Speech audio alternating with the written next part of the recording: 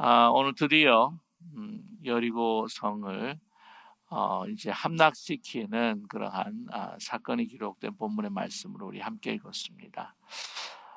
이 홍해가 갈라지는 사건과 함께 또 요단강이 갈라지고 이 여리고 성이 무너지는 이 사건은 너무나도 유명합니다. 그래서 특별히 여리고 성에 무너지는 것에 대해서 많은 또 유머들이 있고 또 여러분이 너무나 잘 아시는 또 찬양들도 있습니다. 아마 기억하실지 모르겠는데 여호수아 성을 쳤네 여리고 여리고 여리고 여호수아 성을 쳤네 여리고 나팔 소리에 무너졌네 하는 그런 찬양이 있죠. 그래서 Joshua fought the battle of Jericho라고 하는 그런 그 영어 찬양에서부터 비롯된 이제 찬양입니다.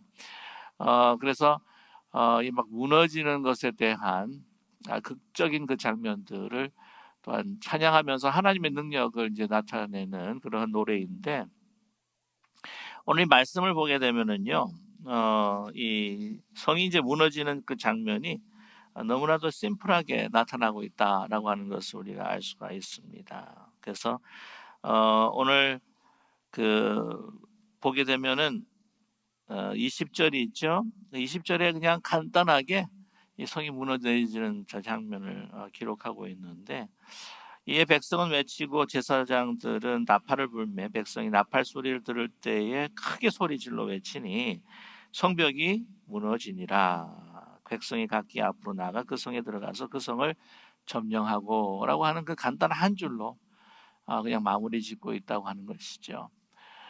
이런 극적인 그 여리고 성이 무너지는 그 장면에 비해서 이때까지 이 전쟁에서 승리하는 그런 준비 과정의 그 빌드업이라고 그러죠. 그게 참 길다 하는 것을 우리가 알 수가 있습니다. 그래서 뭐 1장에서부터 시작할 때에 하나님께서 여호수아에게 강하고 담대하라, 놀라지 말라, 두려워하지 말라 이렇게 하나님 말씀을 주시지 않습니까? 그다음에 정탐하고 난 다음에 이제 요단강을 건너게 되는데 너희 자신을 성결케 하라 이렇게 하나님께서 명령하십니다. 그리고 이제 이 강을 이제 건너고 난 다음에 이제 중요한 사건이 무엇이었죠? 이제 그 한가운데 12돌을 또 요단강 안에서 세우고, 또한 요단강 가운데 있는 그 돌들이 12개를 길갈에 세우는 하나님의 역사, 하나님의 그 돌보심과 인도하심을 기념하는 길갈의 12돌 기념비를 세우게 됩니다.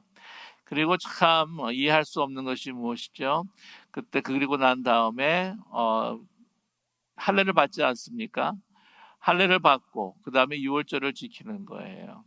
보면 거의 한 열흘 가까이 이런 행보를 보게 되면은 이게 이 군사적으로는, 이 전략적으로 봤을 때는 전혀 관계없는 준비 작업들이었다 하는 것을 우리가 알 수가 있습니다.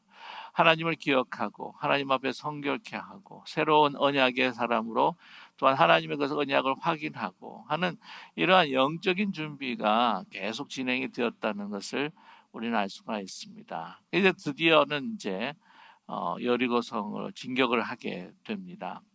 그런데 오늘 말씀 보게 되면 여러분께서 너무나 잘 아시겠지만 이 여리고성을 이제 함락시키는 그 과정을 보게 되면은요, 참 이해할 수 없는 부분들이 너무나 많아요. 이 이야기는 너무나 유명하기 때문에 여러분께서 잘 또한 이해를 하시지만, 그러나 또 그렇게 행동을 취하게 하신 하나님의 뜻이 무엇인지를 또 우리가 잘 알지 못할 때도 있다고 하는 거죠. 요약해서 말씀을 드리면은 하나님께서 여호수아에게 명령을 하십니다. 왜냐하면 이제 일렬로 이렇게 행렬을 지어서 여리고성을 이제 돌게 됩니다. 오늘 말씀 보게 되면은 그 언약궤 앞에 7명의 제사장들이 이제 나팔을 불지 않습니까?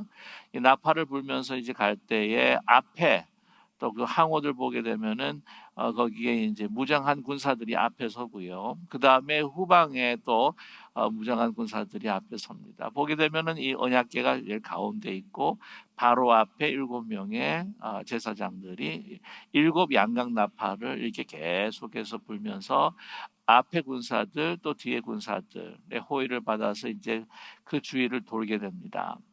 주위를 이제 돌게 되는데 첫날에서부터 여섯 날까지는 그냥 나팔만 불고 한 바퀴 돌고 돌아오는 거예요. 맨 마지막 일곱째 날에는 어떻게 했습니까? 7번을 돌고 그 다음에 나팔을 이제 불 때에 함성을 확 지르게 됩니다. 근데 무너지게 되는 거죠. 이 여리고성 이렇게 무너뜨리기에는 결코 만만치 않은 그러한 여리고성이다라고 하는 것을 이 고고학자들이 우리에게 증명해 보여주고 있습니다. 난공불락이라고 하는 거죠. 이 고고학자들이 이 여리고성을 이제 탐사를 했을 때에 그 남은 흔적들을 이렇게 쭉 이렇게 자료로서 연구하고 이제 서치하는 가운데서 이게 규모가 얼마인가라고 하는 것을 우리에게 보여준 자료가 많습니다. 잠깐 영상으로 보시면 이제 그 여리고성이 대충 어떻게 생겼는가 이제 저렇게 이제 생긴 거죠. 그래서 외벽이 있고 그 다음에 이제 내벽이 있습니다. 보면은 이제 내벽 안에도 이렇게 많은 사람들이 거기에 모여서 이제 살았지만은 그 내벽과 외벽 사이에서도 사람이 집을 짓고 또한 거기에서 거주하는 사람들이 있었다고 하는 것이죠. 이 라합 같은 경우에는 그 성의 그 북쪽에 그 외벽과 내벽 사이에 거주했다고 하는 것을 우리 성경은 우리에게 말씀해주고 있습니다. 네, 감사드리고요.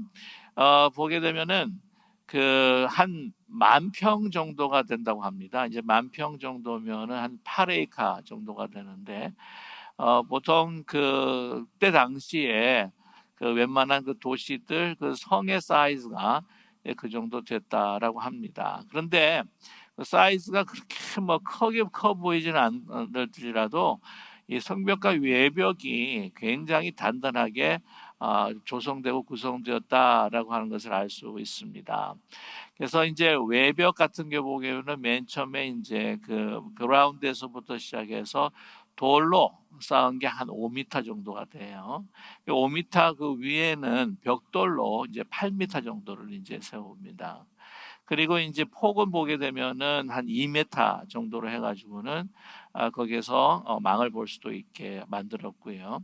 그래서 이제 외벽에서부터 이제 또 이게 이게 흙으로 쌓아가지고는 이게 경사를 만들었어요. 그래서 이 경사를 만들고 난 다음에 요 보게 되면은 그라운드에서부터 한 14m 높이로 이제 그라운드를 만들고 그래서 이렇게 쭉 경사가 지지 않겠습니까? 그러면 위쪽에 또 외벽과 마찬가지로 8m 정도의 이 벽돌 그 성을 담을 이렇게 쌓게 된 것이죠. 이렇게 말씀을 드리면은 잘 이렇게 감이 안 오실 것 같다는 생각이 드는데, 그러니까 외벽 같은 경우에는 이제 5m, 8m니까 13m 정도가 되는데, 보통 1층이 한 3m 정도로 이제 계산을 하게 되면은 3, 4, 12 해서 한 4층 정도. 외벽이 한 4층 정도의 건물이다라고 생각하시면 될 것 같습니다. 그리고 외벽 같은 경우에는 보면 14m에서 8m 하니까 이제 22m가 되지 않습니까? 그래서 3m 하면은 한 3, 7이 21. 그래서 7층보다 조금 더 높은 것으로 생각하게 되면 한번 생각을 해보세요. 4층, 그 다음에 7층. 그럼 이렇게 내려다 보게 되고 또 위에서 올려다 보게 되는데 이게 참 그 당시에는요, 그 당시에 전술과 무기를 가지고는 공성전을 갖다가 시작했을 때에 결코 이렇게 무너뜨리기 힘든 그런 난공불락과 같은 그런 성이었다라고 하는 것이죠. 이제 그렇기 때문에 그들은 어떻게 합니까? 오늘 1절 말씀 보게 되면은요, 이스라엘 자손들로 말미암아 여리고는 그냥 굳게 문을 닫은 거예요. 이제 그 안에서 있으면 된다.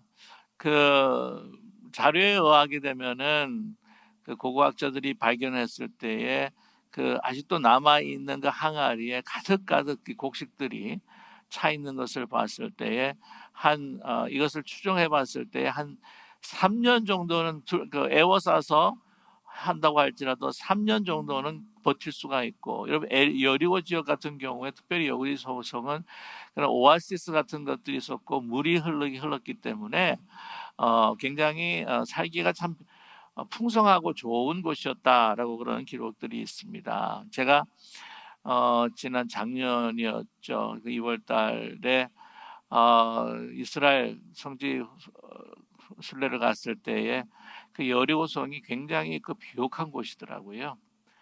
그 여리고 그 지역이, 그 성은 이제 그 폐허만 남아 있지만 그 옆에 도시로 만들어져 있는 그 여리고를 보니까 거기에 여리고성에서 나는 무화과, 여리고성에 나는 데이츠 같은 경우에는 정말 가장 달고 가장 품질이 높은 것으로, 그래서 강한 햇빛뿐만 아니라 풍성한 물이 있기 때문에, 오아시스와 같은 그런 물이 있기 때문에 그렇게 과일들이 맛있고 풍성한 곳으로 알려져 있습니다.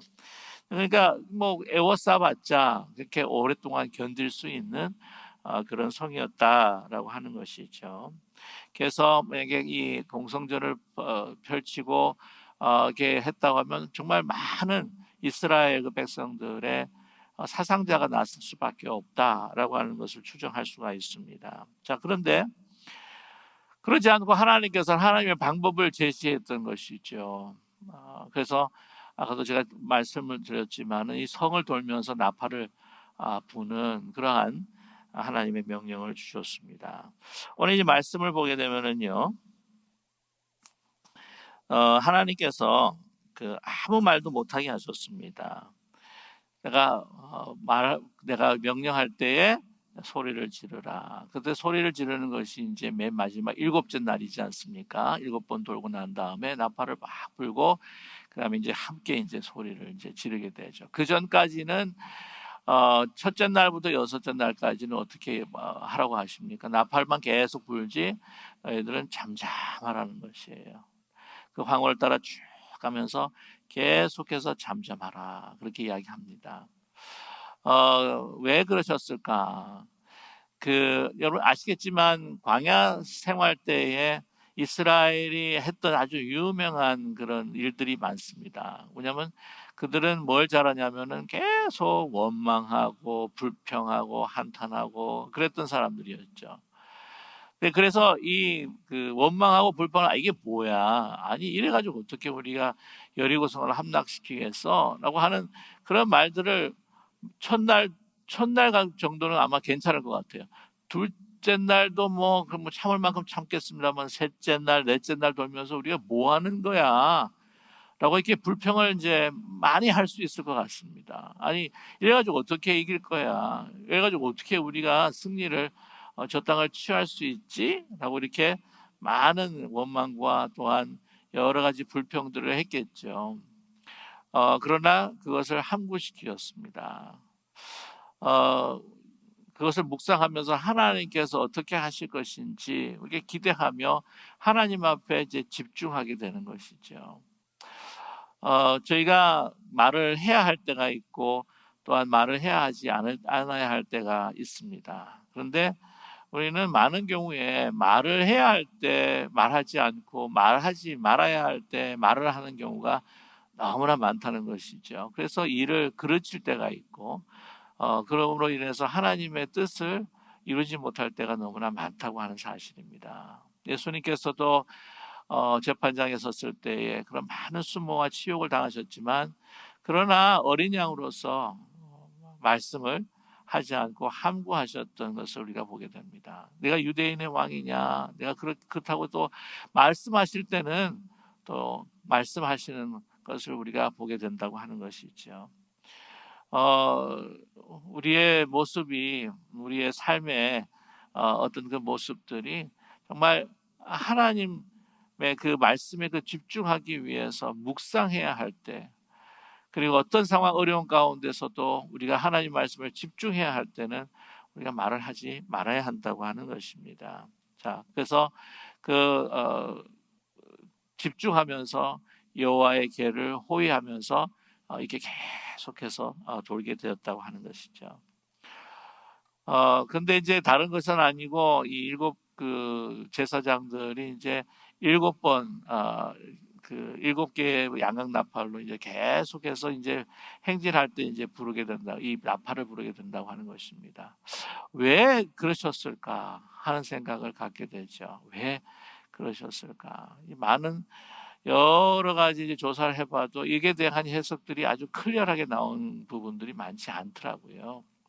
묵상하는 가운데에서 그래서 아마 하나님께서 이렇게 하시게 하셨구나 하는 생각을 갖게 되는데 제가 조금 이따가 좀 말씀을 드리도록 하겠습니다. 근데 보면 맨 마지막 날은 7번이죠. 그 다음에 7일 동안을 돌게 했습니다. 그리고 7개 양각 나팔로 불게 했죠.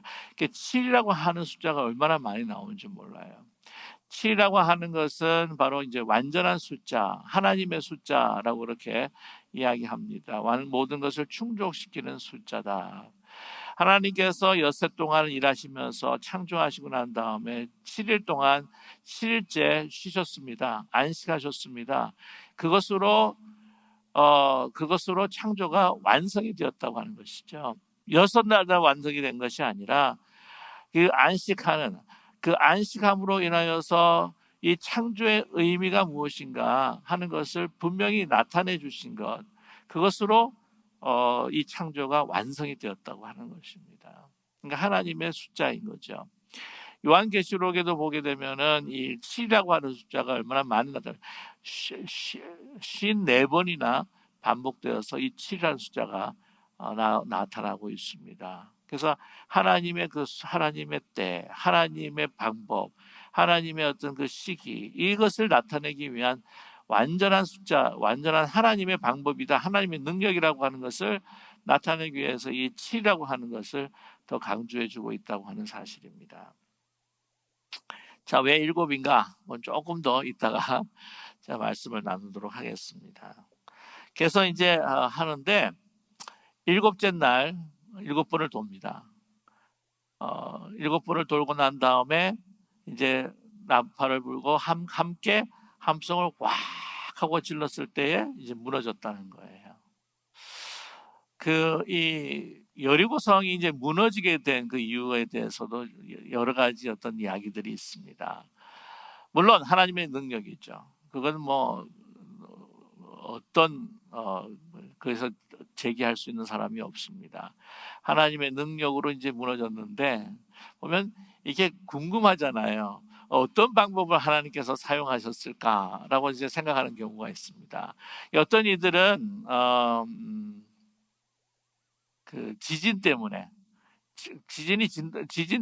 막 갈라져 가지고는 이제 무너졌다. 근데 이제 텍스트를 보게 되면은 이제 지진이라는 말에 대해서 나오지 않고 막 땅이 흔들렸다 이런 기록들이 없잖아요. 근데 소리를 꽉 하고 질렀을 때 막 무너졌다. 그래서 제가 언제 한번 말씀을 드렸습니다만 이제 어떤 과학자들은 뭐라고 이야기하냐면은 이게 그 성이 가지고 있는 고유 진동수에 맞춰서 하나님께서 그 백성들의 함성으로 맞춰 가지고는 이제 넘어뜨리게 했다라고 그렇게 이야기하는 과학자들이 있습니다. 이 natural frequency라고 해서 모든 물체마다 이제 고유 진동수가 있는 거예요. 혹시 가끔 영화도 그런 것이 있고 이제 제가 어릴 때 만화 같은 걸 보게 되면은 어떤 성악가가 하고 이게 막 노래를 부르게 되면은 옆에 있는 글라스가 쨍쨍 하고 깨지는 그런 장면들이 있어요. 근데 과연 그게 정말 깨질까? 여러분 궁금하시지 않으십니까? 유튜브를 가서 가끔 보시게 되면은요, 이 100 데시벨 정도로 해가지고는 계속해서 잠깐 동안의 시간인데도 이거를 소리를 집중해가지고는 이 유리컵에 딱 대면은요, 이게 유리컵이 팍 하고 깨지는 그런 실험이 있습니다. 요즘에 유튜브를 자주 많이 보실 텐데 한번 보세요. 실험이 있습니다. 그래서 한 사람이 한 100 데시벨 정도로 확 하고 하는데 이게 소리가 집중이 돼가지고는 유리에다 이게 빡 하고 깨져요. 그게 왜 그러냐면은 그 물체마다 가지고 있는 고유 진동수라고 하는 게 있어요. Natural frequency. 그래서 거기에 이제 진동을 뭐 소리라든지 아니면 다른 것으로서 이 진동에 맞춰주면은 그 안에서 그 내추럴 프리퀀시에 맞춰가지고 이게 막 진동하다가 균열이 돼서 빡 하고 깨지는 경우가 됩니다. 또 우리 1940년에 타코마 네로 브릿지라고 해가지고는 이 타코마에 이 다리를 세웠습니다. 이 서스펜션과 함께 같이 교각을 세워서 만든 다리인데, 여러분 얼만큼 견디게 만들었냐면은 190km, 그러니까 시속 190km의 바람이 불어도 끄떡없도록 설계를 했다는 거예요. 뭐 엄청나죠, 190km면. 그런데 3개월 만에 70km, 그러니까 시속 170km, 70km, 그것도 사실 강풍이에요. 뭐 사람이 뭐 주체하지 못할 정도로 되게 되는데, 그게 70km의 풍랑이 아니고 바람이 불었는데, 그게 휘청거리더니 그냥 무너지고 말았습니다. 그런 사건이 있었어요. 그것도 유튜브에 나옵니다. 한번 이제 보시게 되면은 타코마 네로 브릿지라고 치시면 무너지는, 이 흔들리면서 무너지는 장면들이 나와요. 이 고유 진동수에 맞춰야 됐다고 하는 거죠. 그래서 와 하고 소리 질렀을 때에 이 성의 고유 진동수에 하나님께서 맞추셔서, 여러분 생각을 해보세요. 이 60만 정도라고 생각해요. 60만이 한꺼번에 소리를 이렇게 질렀을 때 이게 아마 가능했을 것이다.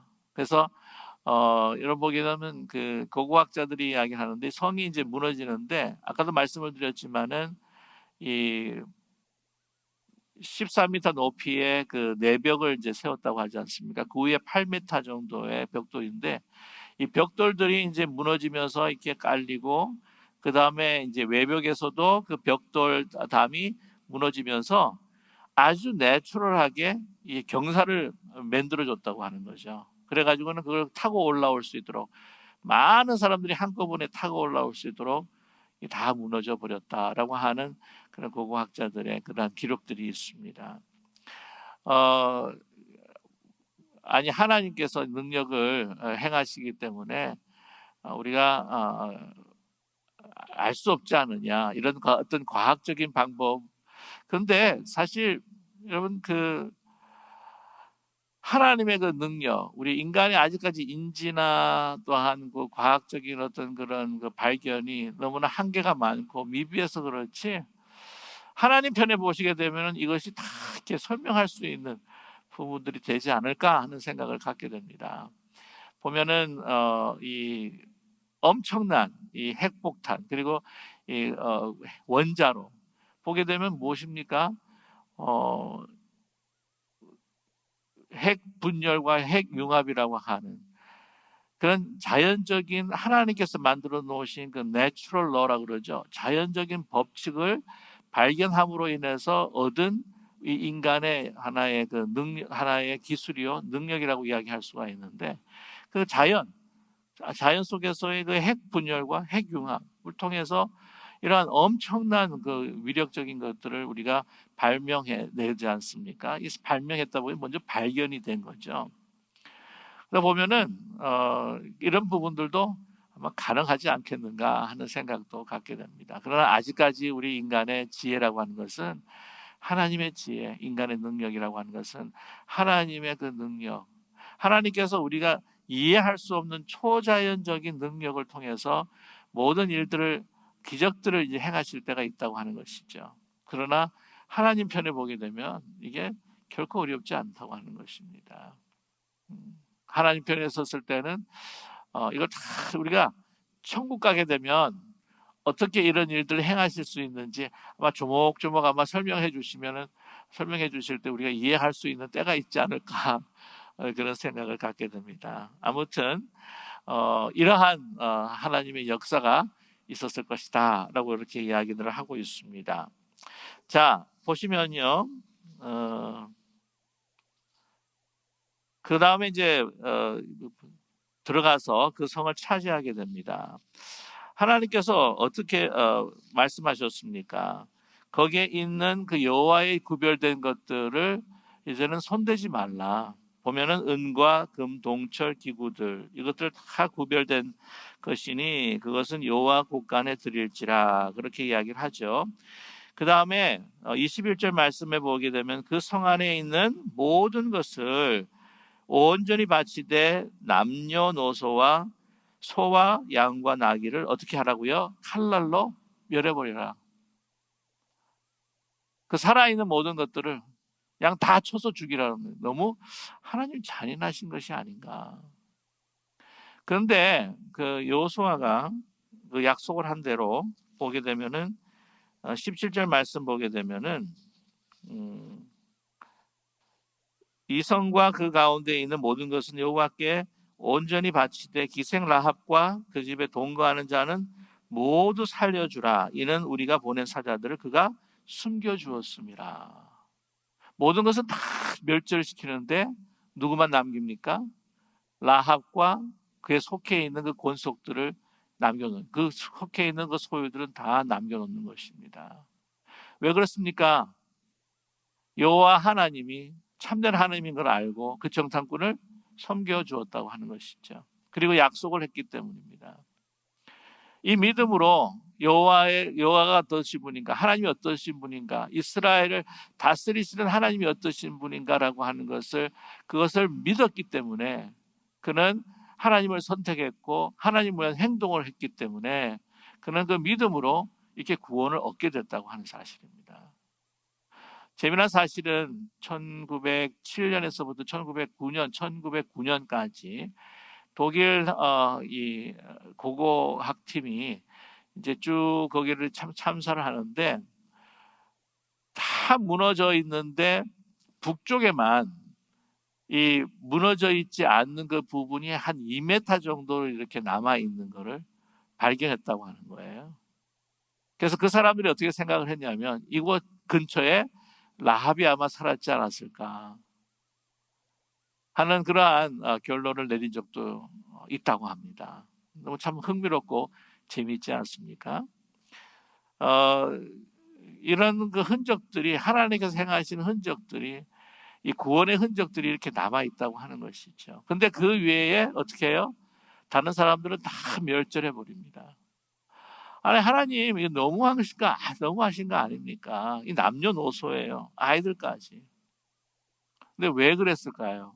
여러분 잘 아시지만 그들은 이미 죄악에 물들어 있고 이들이 남아있게 되게 되면은 어떻게 됩니까? 이스라엘 백성들도 그 경건한 이스라엘 백성들도 영향을 받아서 그들이 죄로 물들까봐 하나님께서 이 모든 것들을 또 제거하셨다고 하는 것이죠. 너무 하나님 잔인하지 않으십니까? 이렇게 이야기할 수가 있겠죠. 이러한 것과 비슷한 것이 뭐냐면 노아의 홍수라고 말할 수 있을 것입니다. 하나님 어떻게 그 노아의 홍수에서 다 그들을 이렇게 멸하실 수 있습니까? 노아의 가족들만 빼놓고. 근데 하나님께서 분명히 말씀하셨어요. 창세기 6장 6절을 보게 되면 그들이 악을 행하는데 그들에게 남은 것은 뭐냐고요? 그들에게 남은 것은 막 육만 남았더라. 육체만 남았다는 거예요. 죄악된 본성. 그 영이 완전히 부패되고 그냥 죽어버렸기 때문에 완전히 이제 육체만 남았던 육체의 본능만을 따라 살아가는 그 인간의 그 죄악된 모습. 이제 그렇기 때문에 그들은 하나님의 눈앞에서는요, 영이 죽은 아주 육체만 그 본능만 살아남은 어, 그냥 죽어 있는 존재나 마찬가지라는 겁니다.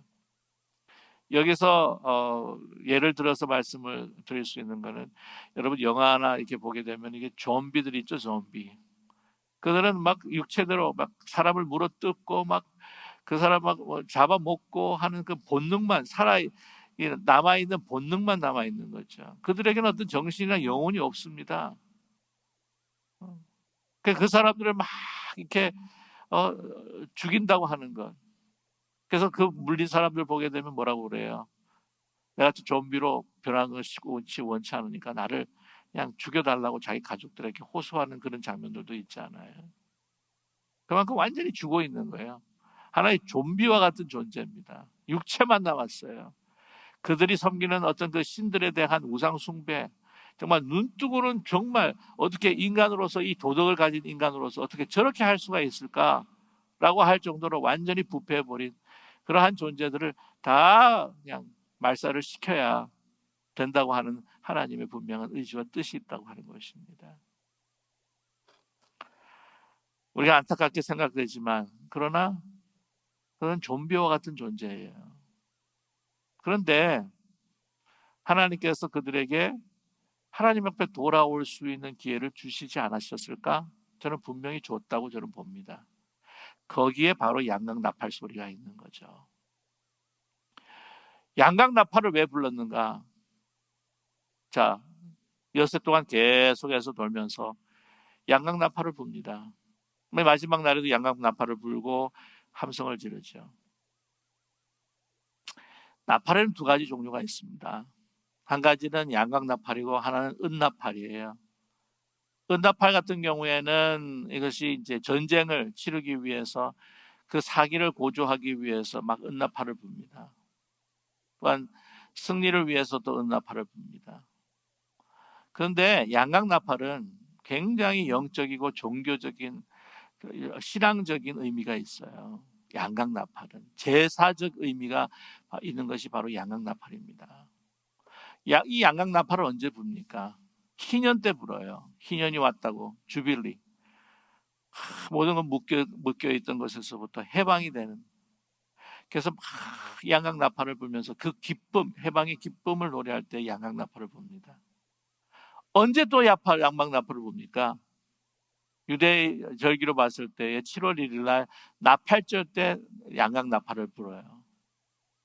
그 10일이 지나면은 뭐가 옵니까? 대속죄일이 오죠. 모든 민족이 하나님 앞에 회개하는 대속죄일이 옵니다. 그때 부른 양각 나팔은 회개를 촉구하는 나팔 소리입니다. 회개를 촉구하는 양각 나팔이에요. 일곱째 날, 여섯째 날을 계속해서 옵니다. 아무 소리 없이. 뭐만 들립니까? 언약궤를 이제는 호위하면서 양각 나팔을 부는 거예요. 중심이 돼야. 언약궤를 중심으로 해서 양각 나팔을 붑니다. 이거 누구를 향한 양각 나팔일까요? 이스라엘 백성들에 대한 회개 촉구를 위한 양각 나팔이었을까요? 아니라는 거죠. 그 성 안에 있는 사람들이 들으라고 하는 겁니다. 엿새 동안을 기회를 주는 거예요. 그들은 알았어야 했었습니다. 오늘 말씀이 뭐예요? 1절에 보면 이스라엘 자손들을 말미암아 여리고는 굳게 닫혀버린 거예요. 이 굳게 닫혔다고 하는 것은 영적인 의미도 있습니다. 이스라엘 백성들에게 하나님 앞에 완전히 문이 닫혔다. 마음이 완전히 닫혀버렸다는 겁니다. 오고 들어갈 수 없는 것이에요. 양각 나팔을 불면서 저 양각 나팔의 소리가 의미가 무엇인지 왜 알려고 들지 않았겠습니까? 왜 저들렇게 도는지, 그 언약궤의 의미가 뭔지 아마 많은 이야기로 들었을 겁니다. 양각 나팔 소리의 의미도 무엇인지를 왜 저렇게 계속해서 양각 나팔을 불면서 아무 소리 않고 도는 거야? 무슨 전략이야? 어떤 뜻이야? 그 성 안에 있는 사람들이 왜 알려고 하지 않았겠습니까?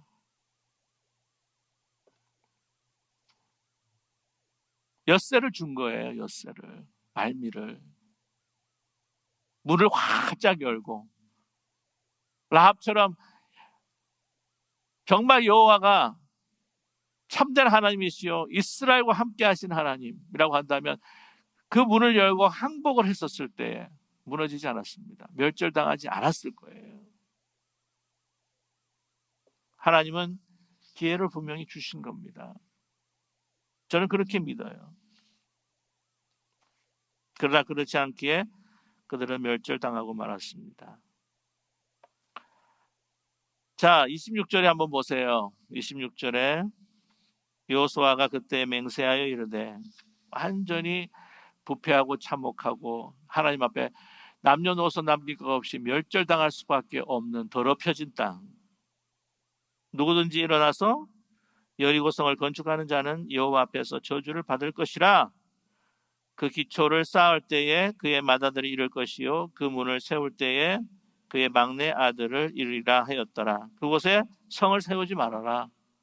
그 땅이 좋아 보여가지고 또 세우겠다고 한다면 이러한 하나님의 심판이 그들에게 이를 것이 그만큼 그 땅이 더럽혀졌고 황폐해졌다고 하는 것을 말씀해 주고 있죠. 그런데 이렇게 말을 했는데도 안 듣는 사람이 있어요. 안 들어요. 그 지나간 옛날 이야기겠지. 열왕기상 16장 34절, 열왕기상 16장 34절 보게 되면 이런 말씀이 있습니다. 잘 한번 들어보셔요. 그 시대라고 어떤 시대냐면 그 앞에 줄들을 우리가 구절들을 읽어보면 이 아합 왕의 통치, 여러분 잘 아시죠? 왕들 가운데서 참 부패하고 하나님 앞에 대적했던 왕이 바로 아합 왕입니다. 아합 왕이 통치가 시작되면서 바알 신전을 짓고 아세라 신상을 갖다가 막 세우고 하는 그런 때입니다. 그 시대예요. 베델 사람 히엘이 여리고를 건축하지 말라 그랬어요. 건축하였는데 그가 그 터를 쌓을 때에 맏아들 아비람을 잃었고 그 성문을 세울 때에 막내 아들 수굽을 잃었으니 여호와께서 눈의 아들 여호수아를 통하여 하신 말씀과 같이 되었더라. 그렇게 말씀하고 있습니다. 우습게 여겼겠죠. 옛날에 이랬던 이야기. 옛날에 옛날에 하나님 신화적인 것으로 생각했는지. 그런 거 상관 있어? 그 땅이 눈에 좋아 보여가지고는 그 땅에다 성 세워야지. 그러다가 이런 하나님의 말씀이 이루어질 때 그에게는 삶에 엄청난 고통이 주어지게 됩니다. 여러분, 아무리 오래전에 일어났던 하나님의 역사, 하나님 말씀이라고 할지라도 지금도 하나님의 말씀은 이루어지고 있다고 하는 것을 믿는 우리 모두가 되기를 간절히 소망합니다. 하나님 말씀은 변하지 않아요.